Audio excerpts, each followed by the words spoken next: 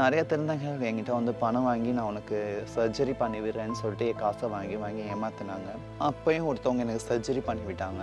அவங்க என்னை ரொம்ப கொடுமைப்படுத்தினாங்க. சர்ஜரி பண்ணி அந்த டேட்லேயே என்னை ரொம்ப ஒரு 5 நாள் கூட இருக்காது, எனக்கு தையல் கூட பிரிக்கல. சர்ஜரி பண்ணும்போது சுடுதண்ணி வந்து கொதிக்க வச்சு ஊற்றுவாங்க அந்த இடத்துல. நான் என்னால் அதை தாங்க முடியல. என்னால் முடியல, விட்டுருங்கன்னு சொல்லிட்டு நான் என்ன செஞ்சேன்,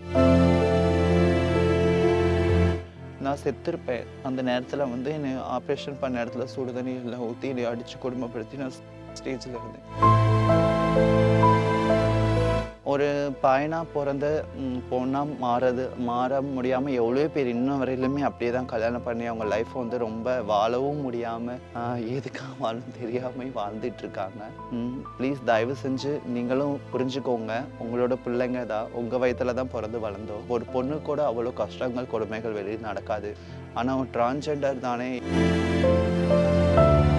ஏன்னா மற்றவங்க பார்க்குற பார்வையிலே வந்து அது ஒரு கொல்ற மாதிரி ஒரு பார்வை, ஏதோ ஒரு புழுவை பார்க்குற மாதிரி பார்ப்பாங்க.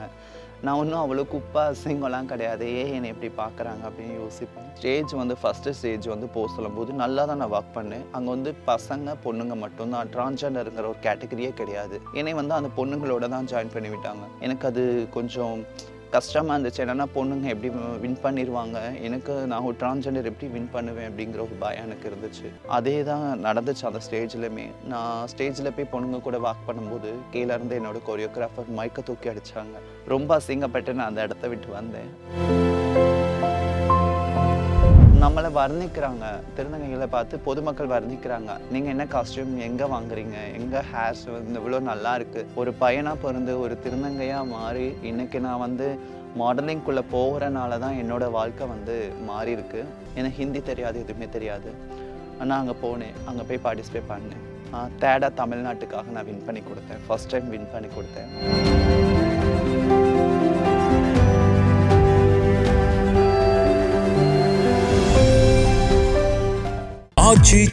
எந்த சமையலும் ருசி தேடும் ரகசியம் 20 ரூபாய். தளபதி டு தலைவர் இன்றைய உங்கள் பிரதியை ஆர்டர் செய்யுங்கள். கிருஷ்ணமாச்சாரியா யோகம் மந்திரம் இணைந்து வழங்கும் யோகம் தரும் யோகா ஆன்லைன் யோகா பயிற்சி வகுப்புகள். பயிற்சியில் பங்கேற்க இங்கே ஸ்கேன் செய்து இணைந்து கொள்ளவும். வணக்கம் குமுதம் நேயர்களே, என்னோட நேம் ரெஜினா கணேசன். நான் யார் அந்த ஷோ மூலியமாக நான் கடந்து வந்த பாதையை பற்றி நான் உங்கள்கிட்ட வந்து ஷேர் பண்ணிக்க வந்திருக்கேன். என்னோடய லைஃப்பில் என்ன நடந்துச்சு இதெல்லாம் உங்களுக்கு வந்து நான் ஷேர் பண்ணணுன்னு ஆசைப்பட்றேன். என்னோடய பேர் ரெஜினா, என்னோடய அப்பா பேர் வந்து கணேசன், என்னோடய அம்மா பேர் அருக்காணி. நான் திருச்சி மாவட்டத்தில் உள்ள திருவள்ளரை பக்கத்தில் சின்னக்காட்டுக்குளம்ங்கிற ஒரு சின்ன கிராமத்தில் தான் பிறந்து வளர்ந்தேன். எனக்கு 2 தம்பிங்க இருக்காங்க. நான் ஸ்கூல் படிக்கும்போதுலேருந்தே எனக்கு ஒரு 4வது படிக்கிற வரையிலுமே நான் கஷ்டப்படுற ஒரு விவசாய ஃபேமிலியில் தான் பிறந்து வளர்ந்துருக்கேன். நான் 4th படிக்கும்போது தான் நான் ஒரு பசங்கன்னா எனக்கு வந்து ரொம்ப பயமாக இருக்கும். பொண்ணுங்க கூட ரொம்ப க்ளோஸாக ரொம்ப ஃப்ரெண்ட்லியாக பழகுவேன். எனக்கு வந்து பொட்டு வைக்கிறது, எனக்கும் அந்த மாதிரி பொண்ணுங்க மாதிரிலாம் ட்ரெஸ் பண்ணுங்கிறது ரொம்ப பிடிக்கும். நான் அப்போ தான் யோசித்தேன். எனக்கு அந்த 4வது படிக்கும்போது தான் எனக்கு தெரிஞ்சிச்சு, நம்ம ஒரு பொண்ணோட ஒரு கேரக்டரோட மேட்ச் ஆகிறோம். ஸோ நமக்கு வந்துட்டு பொண்ணு இருக்க தான் பிடிச்சிருக்கு அப்படின்னு எனக்கு ரொம்ப ஃபிட்டான ட்ரெஸ்ஸாக அதிகம் போடுவேன். பொண்ணுங்க போடுற மாதிரி லிப்ஸ்டிக்லாம் போடுவேன். லிப்ஸ்டிக்னால் அப்போ அந்த பொட்டு தான், அம்பர் பொட்டு தான் கிடைக்கும். அந்த பொட்டை தான் நான் வந்து லிப்ஸ்டிக்காக யூஸ் பண்ணுவேன். பூவெல்லாம் எனக்கு எங்கள் வீட்டில் வந்து பொண்ணுங்க கிடையாது. அதனால் வந்து எங்கள் அம்மாவுக்கு பொண்ணுங்கன்னா ரொம்ப பிடிக்கும். சின்ன பிள்ளையில் எனக்கு வந்து முடி நிறையா இருக்கும். எங்கள் அம்மா வந்து 4th படிக்கிற ஒரு 4th ஸ்டாண்டர்ட் ஸ்டார்ட் பண்ணுற வரையிலுமே எனக்கு வந்து பூலாம் வச்சு அனுப்புவாங்க. ஏன்னா கிராமத்தில் அந்த அளவுக்கு பெருசாக எடுத்துக்க மாட்டாங்க. கிராமத்தில் மோஸ்ட்லி அப்படி தான் இருப்பாங்க. ரெட்டைச்சடெல்லாம் போட்டு பூ வச்சு அந்த மாதிரி தான் இருப்பாங்க. எனக்கும் அந்த மாதிரி வந்து பூவெல்லாம் வச்சு எங்கள் அம்மா வந்து என்னோட அந்த ஆசையை வந்து அவங்களா நிறைவேற்றிக்கிட்டாங்க. போக போக வயசு கொஞ்சம் கொஞ்சம் ஆக ஆக பசங்க வந்து என்னை ரொம்ப வம்பிழுக்க ஆரம்பிச்சிட்டாங்க. எங்கள் ஊரில் உள்ள பசங்களை எனக்கு யாருமே சப்போர்ட் பண்ணல. பொண்ணுங்க நிறைய சப்போர்ட் பண்ணாங்க. நீ எதையும் நினச்சி ஃபீல் பண்ணாத, நான் இருக்கேன் அப்படின்னு சொல்லிட்டு நான் பொண்ணுங்க கூட தான் போவேன், பொண்ணுங்க கூட தான் வருவேன். அப்படியே போக போக ஒரு 17 ஏஜ் ஆகும்போது நான் வந்து வீட்டை விட்டு வெளியில் போகணும் அப்படிங்கிற ஒரு முடிவு வந்துருச்சு. ஏன்னா எனக்கு பயம் வந்துருச்சு. எங்கள் வீட்டில் தெரிஞ்சிரும்னு பயம். ஏன்னா தெரிஞ்சால் அந்த ஒரு பயம் வந்து இருந்துச்சு. ஏன்னா நிறைய படம்லாம் பார்த்துருக்கேன். அந்த படத்தில் வந்துட்டு நிறைய பேர் டிரான்ஸ்ஜெண்டராக மாறினா அப்படின்னு சொல்லி அந்த பயம் இருந்துச்சு. நான் ஒரு 17 வயசுல வந்து திருச்சிக்கு வந்தேன். திருச்சிக்கு வந்து நான் சென்னைக்கு வேலைக்கு போறேன் அப்படின்னு பொய் சொல்லிட்டு திருச்சிக்கு வந்தேன். திருச்சியில வந்து 2 திருநங்கைகள் கூட வந்து கொஞ்சம் அடைக்கலம் தேடி வந்தேன். எனக்கு அவங்க சரியா வந்து அவங்க சரியா என்னைய பார்த்துக்கல. ஏன்னா அவங்க நெறைய குடிப்பாங்க. ரொம்பவே மோசமா நடந்துப்பாங்க. எங்க வீட்ல வந்து ஒரு 20 நாள் அங்கேருந்து நான் போய் ஒரு 20 நாள்ல என்னைய கண்டுபிடிச்சுட்டாங்க. கண்டுபிடிச்சு என்னைய வீட்டுக்கு கூட்டிட்டு போய், "நீ இப்படியே இரு, நீ எப்படி வேணா இரு. ஆனா வீட்ல இரு. நீ அங்க இருந்தா தப்பா உன்னைய மாத்திருவாங்க." அப்படின்னு சொல்லி என்னைய கூட்டிட்டு போயிட்டாங்க. போலீஸ் கம்ப்ளைண்ட்லாம் கொடுத்து தேடி கண்டுபிடிச்சு கூட்டிட்டு போயிட்டாங்க. நான் மறுபடியும் அங்கேயே தான் மறுபடியும் நான் போயிட்டேன். அப்ப அவங்க சொன்னாங்க, எங்க தலைவி ஒருத்தவங்க இருக்காங்க. அவங்க தான் வந்து பேசுனாங்க. அவங்க இங்கேயே இருக்கட்டும். எந்த ஒரு தப்பான ஒரு இதுக்கு எங்கேயும் நாங்க அனுப்ப மாட்டோம். இங்க இருந்தே உங்களுக்கு வேலைக்கு போறனாலும் ஓகே. கொஞ்சம் ஏஜ் ஆகட்டும். அதுக்கப்புறம் வந்து ஏதாவது வேலைக்கு அனுப்பலாம் அப்படின்னு சொல்லி சொன்னாங்க. அதனால அங்கேயே தான் நான் வளர்ந்தேன். திருச்சியில தான் வளர்ந்தேன். நாட்கள் போக போக நான் வீட்டுக்கு போக ஆரம்பிச்சேன். வரும்போது கொஞ்சம் பயந்து போனேன். ஊர்ல பக்கத்துல ஏதாவது சொல்லுவாங்க அப்படின்னு நினைச்சு பயந்து போனேன். அதுக்கப்புறம் தைரியமா போயிட்டு வர ஆரம்பிச்சேன். எங்க வீட்ல வந்து ஏத்துக்கிட்டதுக்கு காரணம் வந்து எங்க பாட்டி தான். ஏன்னா எங்க பாட்டிக்கு என்னைய ரொம்ப பிடிக்கும். எங்க அம்மா, அப்பா, எங்க ஊர்ல உள்ள எல்லாத்துக்கும் ரொம்ப பிடிக்கும். நான் பையனா இருக்கும்போது எந்த அளவுக்கு ரொம்ப பிடிச்சுச்சோ, இப்ப பொண்ணா இருக்கும்போது ரொம்ப பிடிக்கும். ஃபர்ஸ்ட்டு நான் வந்து எங்க வீட்டுக்கு போம்போது பயந்து போயிட்டுருந்தேன். அதுக்கப்புறம் ஊர் மக்கள்லாம் என்ட்ட பேசாம இருந்தாங்க. கொஞ்சம் கொஞ்சமா அப்புறம் எல்லாருமே பேச ஆரம்பிச்சுட்டாங்க. வாடா, போடான்னு சொன்னவங்க, இன்னைக்கு வாடி, போடி ரெஜினான்னு சொல்லி எல்லா இடத்துலயுமே கூப்பிடுறாங்க. ரொம்ப சந்தோஷமா இருக்கு. என்னோட அம்மா, அப்பா மட்டும் இல்ல, எனக்கு வந்து ஊர்ல உள்ள என்னோட ஃப்ரெண்ட்ஸ் எல்லாமே வந்து நல்ல ஒரு சப்போர்ட்டிவா இருக்காங்க. என்னோட அம்மாக்கு வந்து அந்த பொண்ணுங்க பொறக்கல அப்படிங்கிற ஒரு ஃபீலை வந்து இன்னைக்கு நான் வந்து அது வந்து ஹாப்பியா வந்து அந்த விஷயத்தை மாத்தி குடுத்துருக்கேன். ஒரு பையனா இருந்து ஒரு பொண்ணா மாறுறது எவ்வளோ பெரிய விஷயம். ரொம்ப கஷ்டமான ஒரு விஷயம். அந்த ஃபீல் வந்து எங்க அம்மாக்கு நான் வந்து சந்தோஷமா குடுத்துருக்கிறேன். நான் மத்த டிரான்ஸ்ஜெண்டர்ஸும் இதே மாரி நெறைய பேர் பார்ப்பாங்க. நாங்க வந்து எங்க அம்மா, அப்பாவோட நான் ஸ்டோரி போடுவேன். அப்பலாம் வந்து எல்லாம் கேட்பாங்க. "நீ உங்க அம்மா, அப்பாவோட ஸ்டோரிலாம் போடுற. ஏதோ இன்ஸ்டாலாம் பார்க்குறவங்க எதுவும் தப்பா நினைக்க மாட்டாங்களா? ஃபோட்டோலாம் போடுற. அவங்க கூட வெளியில போற. அவங்க எதுவும் சொல்ல மாட்டாங்களா? கூச்சப்பட மாட்டாங்களா?" அப்படி. எங்க வீட்ல அந்த மாரி யாருமே என்னைய வந்து நெனச்சது கிடையாது. மத்த டிரான்ஸ்ஜெண்டர் அவங்க வீட்ல எல்லாம் ஏத்துக்கணும் அப்படின்னு சொல்லிட்டு நெனைக்கிறேன். ஆ ஒரு பையனா பொறந்து பொண்ணா மாற முடியாம எவ்வளோ பேர் இன்ன வரையிலுமே அப்படியே தான் கல்யாணம் பண்ணி அவங்க லைஃப்ப வந்து ரொம்ப வாழவும் முடியாம, எதுக்காக வாழணும்னு தெரியாம வாழ்ந்துட்டு இருக்காங்க. ப்ளீஸ் தயவு செஞ்சு நீங்களும் புரிஞ்சுக்கோங்க. உங்களோட பிள்ளைங்க தான். உங்க வயித்துல தான் பொறந்து வளர்ந்தோம். உங்களுக்கு ஒ நாங்க ஒண்ணும் குத்தம் எதுவுமே செய்யல. எங்களோட உணர்ச்சிய கட்டுப்படுத்த முடியாம தான் நாங்க மாத்திக்கிறோம். ப்ளீஸ் தயவு செஞ்சு வெளியில எவ்வளோ கஷ்டத்த வந்து ஃபேஸ் பண்றோம்னு எங்களுக்கு மட்டும் தான் தெரியும். ஒரு பொண்ணுக்கு கூட அவ்வளோ கஷ்டங்கள், கொடுமைகள் வெளிய நடக்காது. ஆனா ஒரு டிரான்ஸ்ஜெண்டர் தானே, இவ்வளோ இதுதானே, இதெல்லாம் வம்பிழுத்தா யாரு வருவா? அப்படிங்கிற ஒரு விஷயம் வந்து எல்லாத்து மனசுலயுமே நெறைய பேர் இருக்கு. அத மாத்தணும். அதுக்கு வந்து ஃபேமிலில உள்ள எல்லாருமே சப்போர்ட் பண்ணி, அவங்கவங்க ஃபேமிலில எல்லாத்தையும் வந்து ஒரு பொண்ணா ஏத்துக்கணும்னு சொல்லிட்டு நான் ஆசைப்படுறேன். அதுக்கப்புறம் சாகுல் அப்படிங்கிற ஒரு பையன் வந்து எனக்கு பழக்கமானாங்க. அவங்க தான் வந்துட்டு ஃபர்ஸ்ட்டு எனக்கு வந்து என்னோட ஃப்ரெண்டு ஒரு பையன் மாரின்னு இருக்காங்க. அவங்க மூலியமா தான் அவங்களுக்கும் க்ளோஸ் ஃப்ரெண்டு. நம்பர் வாங்கி எனக்கு புடிச்சிருக்குன்னு சொல்லிட்டு அவங்க கால் பண்ணி கல்யாணம் பண்ணிக்கலாமான்னு எடுத்த உடனே கேட்டாங்க. எனக்கு அப்ப ட்ரஸ்ட் இல்ல. ஏன்னா அதுக்கு முன்னாடி நான் நெறையா லவ் ஃபெயிலியர் நெறையா ஏமாந்துருக்கேன். நான் பையனா இருக்கும்போதுலேருந்தே ஒரு பையன லவ் பண்ணேன். கடைசி வரையிலும் அந்த பையன தான் லவ் பண்ணேன். ஏமாந்துட்டேன். அதுக்கப்புறம் சாகுல்ங்கிற பையன் மேல எனக்கு ட்ரஸ்ட் இல்ல. இருந்தாலும் அவங்க அட்டெண்ட் பண்ணிக்குவாங்க. ஒரு பையன் கையெல்லாம் பாங்க. நெறைய விஷயம் பண்ணாங்க. பண விஷயங்கள் ஆகட்டும், நான் ஏதாவது ஒரு விஷயத்துல ஸ்கூட்டில பெட்ரோல் இல்லன்னா பெட்ரோல் வாங்கி குடுக்கறதா இருக்கட்டும், எல்லா ஹெல்ப்பும் நான் இருக்கேன் அப்படிங்கிற மாரி இருந்தாங்க. எனக்கு அப்பதான் அந்த ட்ரஸ்ட் வந்துச்சு. நான் இதுவரையிலும் அவங்கள லவ் பண்ணி 7 வருஷம் ஆகுது. 7 வருஷம் ஆகி எங்களுக்கு வந்து இப்ப நான் கல்யாணம் ஆகி 4 வருஷம் ஆயிடுச்சு. அவங்க வீட்ல எல்லாமே வந்து சம்மதத்தோட தான் நாங்க வந்து கல்யாணம் பண்ணிக்கிட்டோம். எங்க தலைவிங்க எல்லாம் சேர்ந்து தான் கல்யாணம் பண்ணி வச்சாங்க. கல்யாணத்துக்கு முன்னாடி வந்து அனுபவிச்ச கொடுமைகள் நெறைய இருக்கு. என்ன அப்டின்னா, ஆ நெறைய திருநங்கைகள் என்கிட்ட வந்து பணம் வாங்கி நான் உனக்கு சர்ஜரி பண்ணி விடுறேன்னு சொல்லிட்டு என் காச வாங்கி ஏமாத்துனாங்க. திருச்சியில ஏமாத்துனா கோயம்புத்தூர் போனேன். சர்ஜரி போற டைம்ல வந்துட்டு சாகுல் சொன்னேன்ல லவ் பண்றேன். அந்த பையன் வந்து பண்ணிக்கிற மாரி ஒரு சண்டை எங்களுக்குள்ள சண்டைனால பண்ணிக்கிறேன்னு சொல்லவும், நான் கோயம்புத்தூர் திருச்சிக்கு மறுபடியும் வந்துட்டேன். அப்பயும் ஒருத்தவங்க எனக்கு சர்ஜரி பண்ணி விட்டாங்க. அமௌண்ட் சேர்த்து கொடுத்து சர்ஜரி பண்ணி விட்டாங்க. அவங்க என்னை ரொம்ப கொடுமைப்படுத்துனாங்க. சர்ஜரி பண்ணி அந்த டேட்ல என்னை ரொம்ப ஒரு 5 நாள் கூட இருக்காது. எனக்கு தையல் கூட பிரிக்கல. அப்போ என்னை ரொம்ப அடிச்சு ரொம்ப கொடுமைப்படுத்துனாங்க. ஏன்னா சுடுதண்ணி வந்து சர்ஜரி பண்ணும்போது சுடுதண்ணி வந்து கொதிக்க வச்சு ஊத்துவாங்க அந்த இடத்துல. நான் என்னால அத தாங்க முடியல. என்னால முடியல விட்டுருங்க விட்டுருங்கன்னு சொல்லிட்டு நான் என்ன செஞ்சேன், வீட்டுக்கு கீழ போயிட்டேன். அதனால என்னை மறுபடியும் மேல கூட்டிட்டு வந்து என்னைய அடிச்சாங்க. ரொம்ப சித்திரவதைப்படுத்துனாங்க. அதுக்கப்புறம் நான் வீட்ட விட்டு வெளியில தப்பிச்சு வரணும் அப்படிங்கிறதுனால நான் என்ன செஞ்சேன், நான் சாகுல்ங்கிற பையனுக்கு அவனுக்கு கால் பண்ணி என்னை கூட்டிட்டு போயிரு, நான் அங்க இருந்தா செத்துருவேன் அப்படின்னு சொல்லிட்டு, எப்பன்னா இது கல்யாணத்துக்கு முன்னாடி நடந்தது. என்னை கூட்டிட்டு போனாங்க.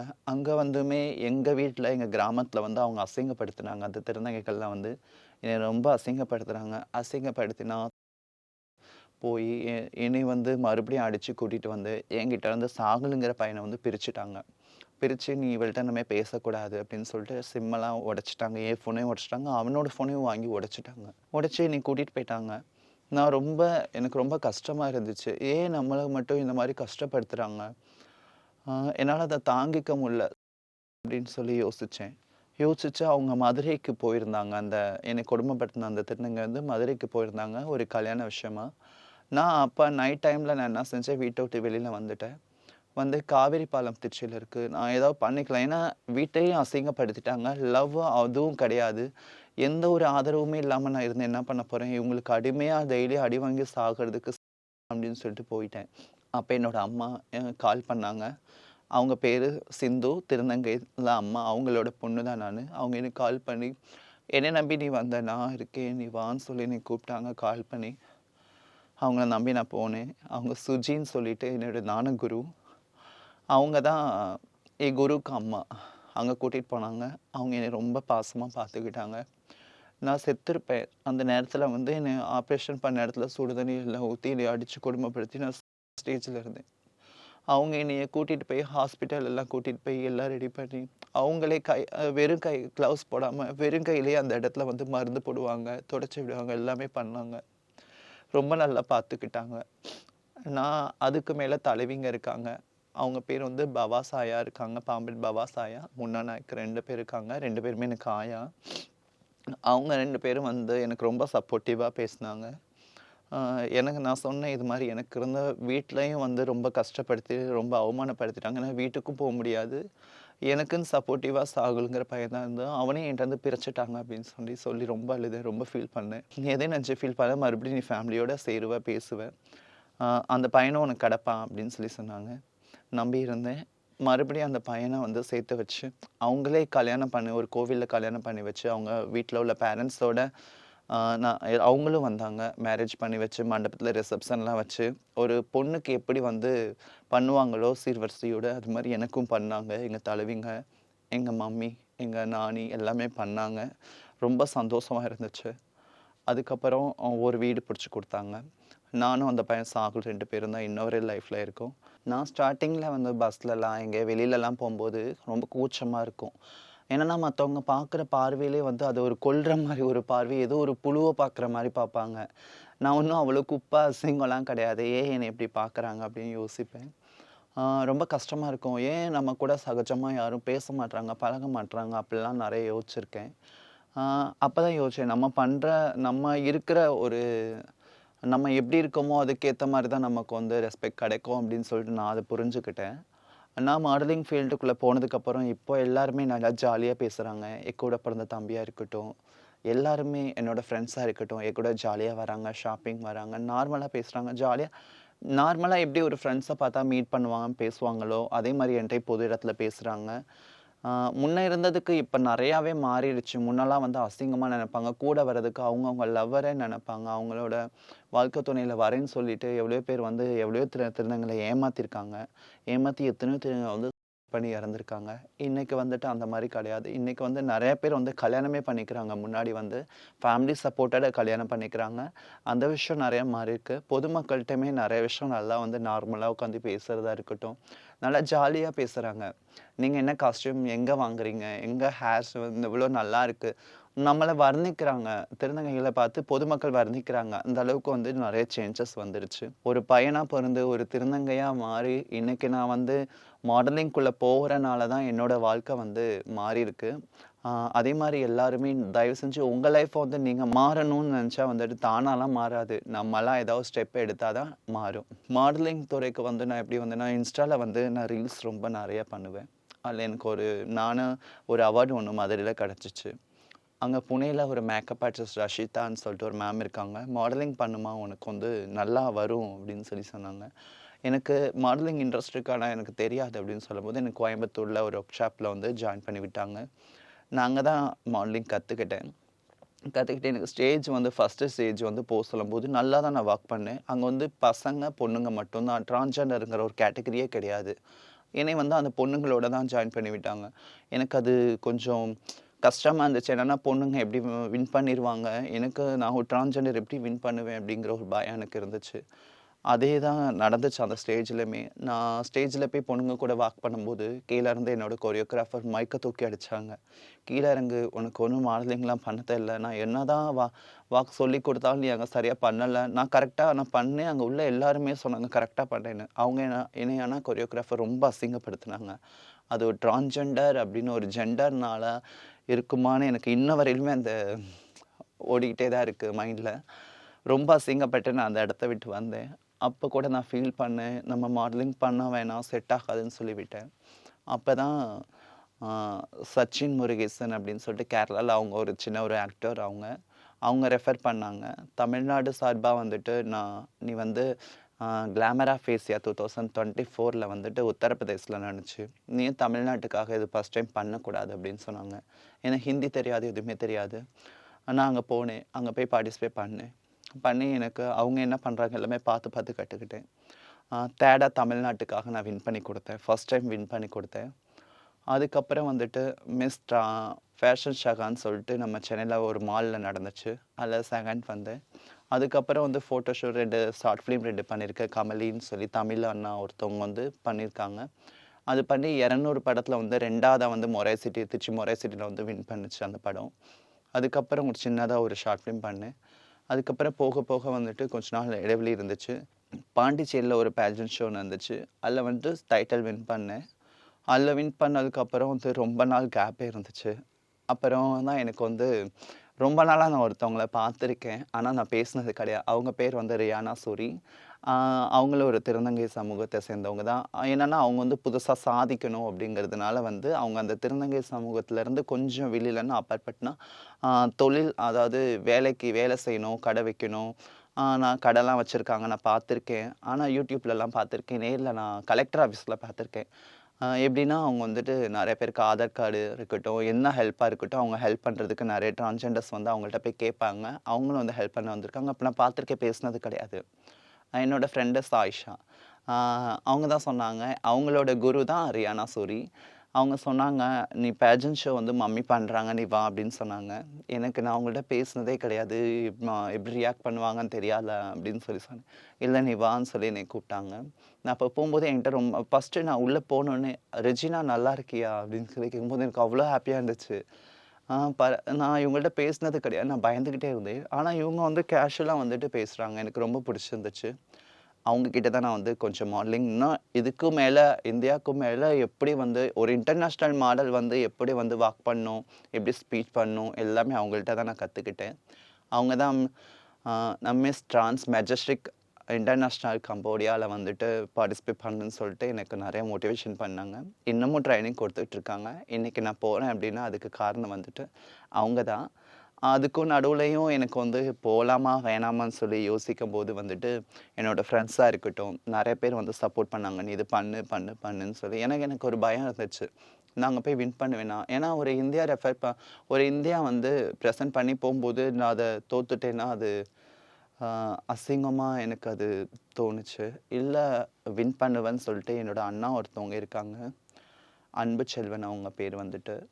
அவங்களும் சொன்னாங்க, நீ வின் பண்ணுவ. அவங்க டீமில் உள்ள கரடிமாமா பாய்ஸ் டீமாக இருக்கட்டும், சாகுலாக இருக்கட்டும், என்னோடய ஃப்ரெண்ட்ஸில் இருக்கட்டும், எல்லாருமே வந்து என்னோட கூட படித்த பொண்ணுங்க, கலாராணி, பிரியா, ரம்யா, எல்லாருமே கௌசல்யா எல்லாருமே சப்போர்ட் பண்ணாங்க. என்னோட டிரான்ஸ்ஜெண்டர்ஸ் பீப்புளில் வந்துட்டு என்னோட மாமி சுஜி அவங்க சப்போர்ட் பண்ணாங்க. சிந்துமா என்னோட மம்மி, என்னோட ஃப்ரெண்ட்ஸ் சமந்தா, தனுஷியா, ரிஷிதா, நிறைய பேர் சாய்ஷா, நிறைய பேர் சப்போர்ட்டிவாக இருந்தாங்க. ரொம்ப சப்போர்ட்டிவ். எனக்கு வந்து மோட்டிவேஷன் அதிகம் கொடுத்தது அப்படின்னா ரியானா சோரி. இப்போ நான் போகிற அந்த ஷோவுக்கு வந்து நேஷ்னல் டைரக்டராக வந்து அவங்க தான் வந்து கூட்டிகிட்டு போகிறாங்க. ரொம்ப தேங்க்ஸ் பண்ணிக்கிறேன். நான் இதில் வின் பண்ணி நம்ம இந்தியாக்காக நான் வந்து வின் பண்ணுவேன்னு சொல்லிட்டு நான் ஒரு ப்ரௌடாக நான் வந்து ஒரு நல்ல ஒரு தைரியத்தோடு போகிறேன். வின் பண்ணுவேன் கண்டிப்பாக. தேங்க்யூ.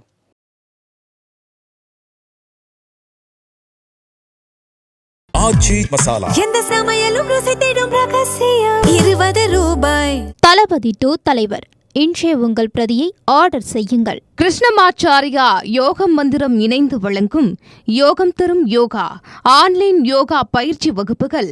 பயிற்சியில் பங்கேற்க இங்கே ஸ்கேன் செய்து இணைந்து கொள்ளவும்.